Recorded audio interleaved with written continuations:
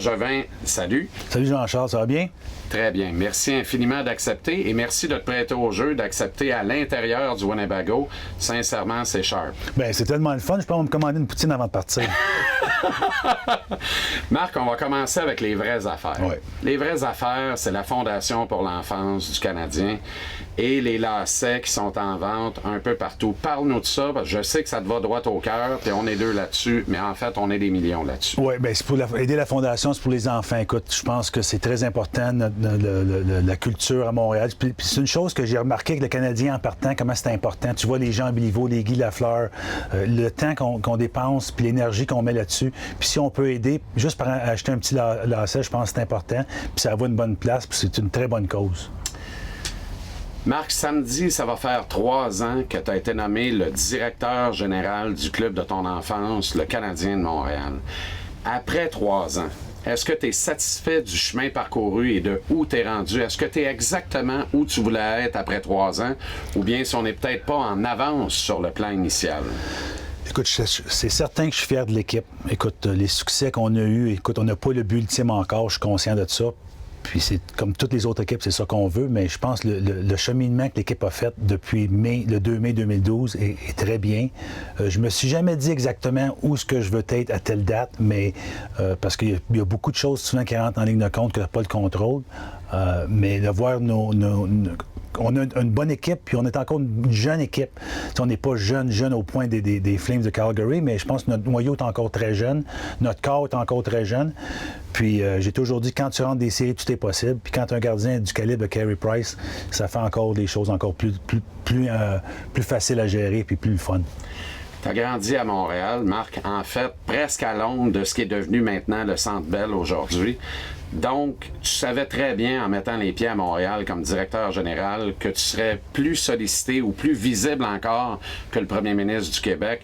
Tu savais qu'on est des partisans de hockey un peu à la limite timbrés sur les bords, qu'on en met puis qu'on déborde également dans nos différentes émissions, à la radio, à la télévision, un peu partout. Le Canadien est plus fort que la police à Montréal. Mais après 3 ans, est-ce que c'est pire que tu pensais ou c'est exactement comme ce à quoi tu t'attendais? Écoute, Jean-Charles, je suis parti pendant 28 ans. Puis à l'époque, il n'y avait même pas de téléphone cellulaire, il n'y avait pas des médias sociaux, il n'y avait rien de ça. C'est sûr que je l'ai vécu un peu à Chicago, mais Chicago, c'est pas Montréal, ça ne le sera jamais. C'est une ville de sport, c'est une ville des Cubs, des Bulls, des Bears. C'est certain qu'ils adorent les Blackhawks, mais à Montréal, comme tu as mentionné, c'est juste ça. C'est les Canadiens de Montréal, puis nos fans sont passionnés. Écoute, c'est certain que quand tu es passionné, souvent, tu prends pas des décisions, mais tu réagis des façons que 2 jours plus tard, tu dis, coudonc, tu sais, Page n'avait pas raison. Mais je comprends ça, puis je suis content d'être dans ce marché-là parce qu'il y a une passion ici. Puis moi, je suis un gars passionné. Je suis un petit gars de Pointe-Saint-Charles. Quand tu me dis être sollicité, j'ai jamais vu ça comme ça parce que moi, je me vois la même personne que j'étais le 1er mai 2012, que je suis devenu mon titre et juste un titre. Puis je l'ai toujours dit, la journée qu'on va m'enterrer, on va marquer Marc Bergevin, père de Wes, Rhett et Elle Bergevin, mes enfants, et non pas Marc Bergevin, ancien DG des Canadiens de Montréal. Fait qu'il faut toujours que tu restes la personne que t'es. Puis c'est un métier qui est demandant, mais qui est le fun. Moi, je rentre dans mon bureau le matin, je travaille pas. J'ai jamais travaillé une journée de ma vie.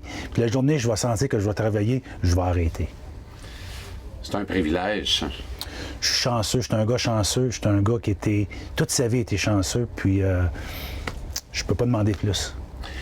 Marc, tu as beaucoup parlé cette saison de transition. Même assez tard dans la saison, en dépit du fait que l'équipe trônait dans les hauteurs du sommet du classement général, l'association Est, il était question continuellement de transition, comme pour rappeler un peu à tout le monde, comme un bon père de famille, dire un instant, on a un plan, on respecte le plan, mais on est en transition. C'est rare, par exemple, qu'un club en transition se retrouve dans le top 8 de la Ligue nationale en 2e ronde des séries.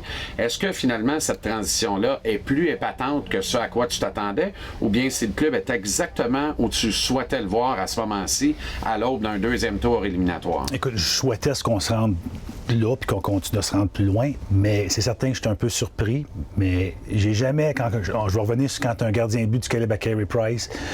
Puis quand on parle de transition, je pense qu'aujourd'hui, dans la vie d'une équipe de Ligue nationale, à cause du cap salarial, tu n'as pas le choix d'être quasiment toujours en transition. Il faut toujours que tu bouges des morceaux. Ton corps, tu essaies de le garder le mieux possible, mais il y a toujours des morceaux, il faut que tu bouges. Parce que si tu restes dans l'expression stealth, c'est là que tu deviens... Tu peux pas rester. Il faut tout le temps du mouvement. Puis écoute, on a laissé passer des bonnes personnes de hockey, des Josh Georges, des François Bouillon, vraiment des bonnes personnes, des guerriers. C'est pas parce que c'est pas une chose que tu dis, bon, tu te lèves le matin et tu dis, tu as hâte de faire ça, mais tu n'as pas le choix. C'est une tough business. Tu prends des tough décisions. Puis si je voulais pas prendre des décisions difficiles, mais c'est pas ma place ici comme DG. Puis je vais toujours être obligé. Puis je pense pour avoir du succès national, tu as besoin de faire ça. Toutes les équipes ont besoin de toujours être un peu en transition à un certain niveau. C'est certain qu'il y en a qui sont plus en transition, mais la journée que tu peux peut-être rester 1 an ou 2 sans transition, mais habituellement, il faut toujours que tu fasses, tu amènes des morceaux, il faut que tu déplaces des morceaux pour vivre dans le cap salarial. Il y a une image qui vaut beaucoup pour moi, c'est le 15 avril, le soir du premier match contre les Sénateurs, quand Brian Flynn score. D'ailleurs, il y a un but 2 passes ce soir-là. Et quand il score, la taloche amicale que tu ramasses à ton body, l'arrêt carrière. Et on lit sur les... Moi, mes beaux-parents sont sourds. Alors, on a appris rapidement à lire sur les lèvres depuis 25 ans. Mais le traditionnel « Are you kidding me » ou quelque chose du genre, puis j'épargne les quelques saints du ciel qui l'accompagnaient. J'imagine que quand tu règles un deal comme celui de Flynn et aussi Mitchell, presque à minuit moins 1, à la date limite des transactions le 2 mars, tu avais les traits tirés à 5 heures ce soir-là. Je m'en cache pas, j'ai été un de ceux qui a dit que selon moi, tu avais échoué cette année ton mandat à la date limite alors que tu avais volé le spectacle 1 an plus tôt, le 28 février. Mais ce soir-là, je suis entré en onde en disant voilà pourquoi moi je fais des clowneries à la radio et lui est GM du Canadien. Brian Flynn vient de marquer un but 2 passes pour une victoire qui va peut-être changer le cours de cette série-là contre Ottawa. Alors, qu'est-ce qui t'a passé par la tête quand tu as vu Flynn scorer ce soir-là, honnêtement? C'est à peu près l'inattendu. Oui, écoute, c'est certain que quand tu fais des transactions à certains niveaux, si tu fais une grosse transaction que soit tu t'envoies des gros joueurs, tu t'attends beaucoup. Puis je te dis pas qu'on s'entend pas beaucoup de Brian Flynn, c'est juste que moi, je voulais amener de la profondeur, je voulais amener, en cas qu'il y a des blessés, puis un joueur qui peut être polyvalent, jouer des situations différentes. Puis c'est certain que des fois que je vais manquer mon coup, que ça ne fonctionnera pas, ça va arriver. S'il y a un DG qui fait 100% de tous ses coups, bien, chapeau, il devrait être... mais moi, je ne le ferai pas, puis c'est difficile. Écoute, c'est un marché qui est difficile, mais j'étais confortable que le prix qu'on avait payé, le retour, éventuellement, il y avait des chances qu'il va nous aider. Puis comme tu as mentionné, écoute, ça nous a lancé une première victoire. C'est une grosse victoire. Il a très bien joué. Mitchell, il a très bien joué aussi. Petrie, je pense que depuis son arrivée à Montréal, c'était le joueur clé pour nous. Moi, je sentais qu'on avait besoin un peu plus de stabilité défensive. Mais écoute, j'ai pas une boule de cristal. Des fois, je vais me tromper, mais quand tu te trompes pas, puis quand il donne une grosse partie comme ça, c'est certain que tu es fier, pas juste pour toi, pour les joueurs, pour le joueur, puis aussi pour ses coéquipiers, puis pour mon staff, parce que c'est eux autres, dans le fond, qui ont le crédit aussi. Tu sais, c'est sûr, c'est moi qui prends la décision, mais moi, Brian Flynn, je l'ai pas vu jouer autant que mes scouts, puis crédit va à eux autres, puis quand c'est fait, je les appelle, puis je leur dis « Hey, bonne job, les boys ». Puis je pense que c'est ça, un travail d'équipe. De là, la taloche à l'arrêt carrière, entre autres. L'arrêt carrière et Rick Dudley ont beaucoup poussé pour Brian Flynn et Mitchell, Torrey Mitchell. On finit toujours, les gars de hockey, vous finissez toujours par aimer votre équipe fondamentalement, puis c'est tout à fait normal, c'est dans la nature des choses. Est-ce que je me trompe quand j'avance que peut-être ton 2 mars n'a pas été à ton goût complètement, puis compte tenu de l'heure, en tout cas de l'annonce des transactions Mitchell et Flynn, je me suis dit, il y a peut-être un deal ailleurs qui a avorté. Non, je vais être clair là-dessus, c'est que ce qui arrive souvent à la date des échanges, quand tu fais un échange avec l'autre DG, tu appelles la Ligue avant de l'annoncer, puis souvent, à la date des échanges, ils appellent ça une queue. Tu t'en vas en queue, t'attends. Fait que l'annonce de l'échange a vraiment pas rapport. Il y a des échanges qui peuvent arriver à 9 h le matin, puis qui ne passent pas avant midi, ou t'en finis à 11 h, passe pas avant. Comme le Thomas Vanek, on l'avait fait 2 heures avant, mais ça passait à dernière minute, mais elle était déjà faite la transaction. C'est juste qu'on ne peut pas l'annoncer, nous, tant que la Ligue ne l'a pas approuvé. C'est pour ça qu'il y a un délai. Fait que moi, à l'avenir, je ne prendrais pas beaucoup de contenu là-dessus. Quand est-ce que la transaction est faite? Okay. Parce que souvent, c'est hors de nos mains. Quand je dis à un autre DG, on a-tu un deal? Il dit oui. Là, ça retourne à la Ligue, puis là, on n'a plus le contrôle quand est-ce que ça va sortir. Non, pour la date des échanges, je vais te dire honnêtement, Petrie, c'est un gars qu'on cherchait beaucoup, on l'a eu. Puis après ça, Mitchell et Flynn, mes gars, faisait une semaine qu'ils m'en parlaient. Puis on regardait un peu tout, puis je savais que Buffalo était dans une période où ils voulaient probablement enlever des joueurs pour bâtir pour le futur. Puis non, je peux pas dire que j'ai manqué sur un joueur, non. Honnêtement, cette année, on n'a pas manqué sur. On a eu beaucoup de discussions. C'est sûr qu'il y a des prix pour moi qui étaient trop élevés, mais je peux pas dire qu'il y a un joueur qui est parti, que j'avais fait la même offre, puis on ne l'a pas eu. Non, c'est pas arrivé. Avec le recul, Marc, quand on voit ce qu'on constate actuellement, on sent qu'on tient quelque chose dans ces séries-là. On a le meilleur gardien de but au monde devant le filet. Il faut que je te parle de Jaromir Jagr, parce que on semble chercher quelqu'un qui va être la pièce maîtresse dans le top 6 en attaque, oui. Qui plus est sur le flanc droit, qui est une denrée rare pour l'instant. Même j'aime bien la progression de McCarron en bas. Et j'ai aimé ce choix, soit dit en passant, mais il me semble que Jagr, cette année, est-ce que tu es un peu de cet avis-là? Écoute, chapeau à Jaromir Jagr. Moi, j'ai joué avec à Pittsburgh, puis je crois aujourd'hui, il est devenu meilleur joueur de hockey parce qu'il est plus complet. Ça, j'ai aucun doute là-dessus, puis je le vois. Il était disponible. J'avais eu une conversation avec le DG. Puis, il faut se souvenir aussi que nous, à l'époque de la date des échanges, on était... Nashville était l'équipe qui était la meilleure. C'était nous après. Alors, si une équipe offre un choix de troisième ronde, bien, notre troisième ronde n'est pas assez bon parce que ça devient un deuxième ronde. Si un club donne un choix de deuxième ronde, mais là, c'est notre premier choix parce que si, mettons, un exemple, Chicago offre un choix de deuxième ronde, mais moi, pour battre ça, il faut que je donne un choix de première ronde parce que leur choix de deuxième, eux, sont, mettons, à 51, le nôtre est à 58. L'autre DG va dire, tu m'offres 58, j'ai 54. Pourquoi je prendrais ton deuxième? Pour battre son pic, il faut aller plus bas, puis le plus bas, mais ça va être ton choix de première ronde.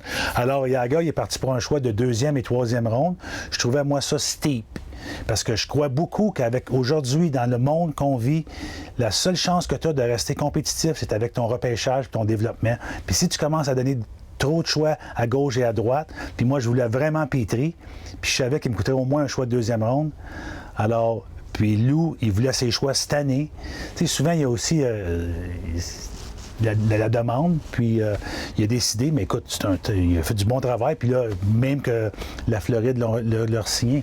La Floride l'a pris tôt, d'ailleurs, dans le Derby. Ouais. Moi, j'ai eu l'impression que c'est un peu ça qui a scrappé le marché, parce que s'il avait été encore disponible, à moins que je me trompe, peut-être qu'au 2 mars, on aurait jasé autrement, parce que c'était un gaucher naturel, mais qui joue à droite naturellement. Probablement. Lou, il est allé, probablement que je peux pas parler pour Lou, là, maman qui a dit que, my God, j'ai un 2 et un 3, je saute dessus tout de suite. Peut-être il s'est dit, si j'attends trop longtemps, parce que c'est arrivé dans le passé, des clubs qui attendent trop longtemps, puis Dell, il s'en va ailleurs, puis tout de suite, bien là, il n'y a plus personne qui a arrêté un 3, puis là, il se ramasse seulement avec un 3 ou avec un 4, je ne le sais pas. Mais lui, il a vu ce qu'il voulait, puis il l'a pris tout de suite, puis il a dit, on close shop. Alex Galchenyuk est devenu le premier choix de ton règne à Montréal et on regardait les manchettes encore ce matin. C'était le fameux premier joueur de centre qu'on attendait dans l'organisation. Ouais. Il semble y avoir de plus en plus de critiques autour du jeu de Galchenyuk actuellement. Est-ce qu'il est le gars que vous attendiez et pourquoi l'organisation tarde à lui confier un poste permanent au centre? Écoute, premièrement, écoute, c'est sa troisième année, mais Chucky, je pense qu'il a 22, il va avoir 23. Il est encore jeune. Okay? Sa progression est encore jeune. C'est certain qu'il y a eu des difficultés cette année. Il y a eu beaucoup de hauts et des bas. Puis en ce moment, on va être clair qu'on s'attend plus que lui. Puis je suis certain, convaincu, après ma conversation avec, qu'il s'attend de lui-même de mieux. Okay? C'est certain que c'est difficile, mais on a besoin de Chucky d'être meilleur qu'il est là, puis il sait, puis je suis certain qu'il va le faire. Pour ta question pour le joueur de centre, écoute, tu as beaucoup plus de responsabilités au centre qu'à l'aile. Fait qu'en ce moment, tant aussi longtemps qu'on voit pas qu'il serait vraiment confortable comme ailier, puis qui produit, puis qui fait les bonnes choses, éventuellement, on va vouloir le mouvoir au centre, mais il n'a pas été assez constant à l'aile pour donner encore plus de responsabilités au centre. Fait qu'alors, on va le regarder de près, puis on espère un jour qu'il devienne le centre qu'on veut, mais jusqu'à maintenant, on se sent plus confortable à l'aile, puis qu'éventuellement, il va être capable d'amener son niveau de jeu pour être un centre. Mais il n'est pas là encore. Un mot sur ta relation avec Michel Therrien en terminant, parce que certains ont dit que c'était peut-être pas ton plan A au départ, il y a 3 ans, mais vous semblez ne faire qu'un maintenant et être résolument sur la même page. Est-ce que Michel t'impressionne davantage même que ce à quoi tu t'attendais de lui? Premièrement, je vais être clair avec toi, Jean-Charles. Pendant mon arrivée à Montréal, j'ai rencontré entre 5 et 7 différents instructeurs. J'ai pris mon temps. J'ai vraiment pris mon temps. J'ai coupé ça de moins en moins de coach. L'an dernier, j'ai décidé, puis Michel Therrien, je peux dire ça avec toute honnêteté, c'était mon choix à moi. Il n'y a pas personne qui me dit « Prends Michel ». Il n'y a pas quelqu'un qui est allé ailleurs. Il n'y a pas quelqu'un qui a débarqué de la course. C'était Michel Therrien. J'ai pris mon temps. J'ai choisi Michel Therrien. Puis honnêtement, je suis vraiment fier. Je pense que les partisans doivent être fiers du travail que Michel Therrien a fait jusqu'à maintenant. Puis il était au dos de mes on parle de transition, on parle d'équipe. Si on t'aurait dit, on aurait dit à nos partisans, écoute, entre les 3 années à Montréal, Michel, il a fini en 2e, l'année qui était short, je crois. On a fini l'année passée avec 101 ou 100 points. Cette année, 110. Le partisan disait, mais ça n'a pas de bon sens. Il a fait vraiment... Fait que là, oui, on est content de Michel. Puis je pense qu'il a amené beaucoup. Tu vois, Piquet, il a amené son niveau de jeu à un autre niveau. Tu peux donner crédit à Stéphane Waite, mais c'est en deux Michel Therrien. Je pense que Patch prend plus de maturité en deux Michel Therrien. Puis c'est une des raisons pourquoi j'ai amené Michel, parce que j'ai vu le travail qu'il avait fait avec les jeunes à Pittsburgh, en Crosby, Malkin, le temps. Puis moi, j'avais l'intention d'amener une équipe de jeunes à Montréal. Puis je voulais un coach qui travaillait bien avec les jeunes. Puis Michel, il ne m'a pas déçu. Est-ce qu'il devrait être le Jack Adams, selon toi? Selon moi, il y a mon vote, oui. Jeff Petrie, une priorité cet été. On n'en parle pas beaucoup. C'est une pièce maîtresse dans l'échiquier défensif. Je me demande si on serait encore là sans Petrie, tellement il est efficace. Je pense que c'est une question qui est vraiment fair à demander. Moi, écoute, tu me poses ça, puis je me dis, bon, mettons, mais contre Ottawa ou dans le stretch, on n'a pas Jeff Petrie. Je pense qu'on s'est dans le trouble. Je pense que c'était vraiment une bonne acquisition. Puis chapeau à mes scouts, parce que c'est eux autres, à la fin de la journée, c'est moi qui prends la décision, c'est certain. Mais moi, Jeff Petrie, je reste pas de Edmonton, puis je l'ai pas suivi comme mes gars l'ont suivi. Puis quand mes gars me disent, Marc, c'est le gars, je te dis, il va nous aider. Chapeau à eux autres, puis j'étais vraiment content d'avoir fait la transaction. Je pense que l'indiscipliné notoire que je suis a dépassé le temps permis. Je vais en permettre 2 petits en terminant. Avec les Blackhawks, ton ancienne organisation, nécessité sur le flanc droit, Chicago, ça craque sous le plafond salarial. Patrick Sharp à Montréal, un naturel, puis tu as le droit de pas me répondre.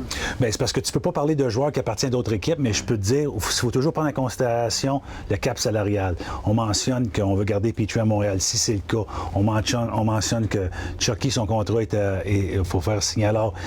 Tu sais, c'est pas dans le temps que tu peux t'amener n'importe qui. Il y a toujours une masse salariale, puis il faut que tu prennes des décisions souvent qui sont difficiles et impopulaires, mais c'est où les priorités, puis c'est sûr que je connais bien le joueur, je l'ai eu à Chicago, mais comme on dit dans notre marché, on peut pas parler de joueurs qui appartiennent à d'autres équipes. Détroit ou Tampa Bay au 2e tour, puis encore là, t'es pas obligé de me répondre, mais je doute bien que vous avez une préférence quand même. Okay, je suis certain que tu vas penser que c'est Détroit, mais moi, je vois ça pas de la même façon que toi. Écoute, non, écoute, c'est certain que les deux équipes, c'est l'équipe qui va sortir de là, ouais. Ça va être une équipe qui va être prête. Parce que passer 7 parties, la première, souvent ils disent la série la plus difficile à remporter, c'est la première. Puis l'équipe qui va sortir ce soir, ça va être l'équipe la plus dangereuse. C'est comme ça que je vois ça. Fait que te dire c'est Détroit, puis c'est Tampa qui sort, non, c'est Tampa. L'équipe qui va sortir ce soir, ça va être l'équipe la plus dangereuse. Mais je suis confiant que si on joue de la façon qu'on est capable de jouer, qu'on peut sortir, puis qu'on est confiant assez pour remporter puis monter encore dans une autre série. Marc, ça a été un plaisir. Merci infiniment d'avoir accepté, sincèrement. Puis je vais prendre ma patate avant de partir. Elle est dans l'huile. OK, merci.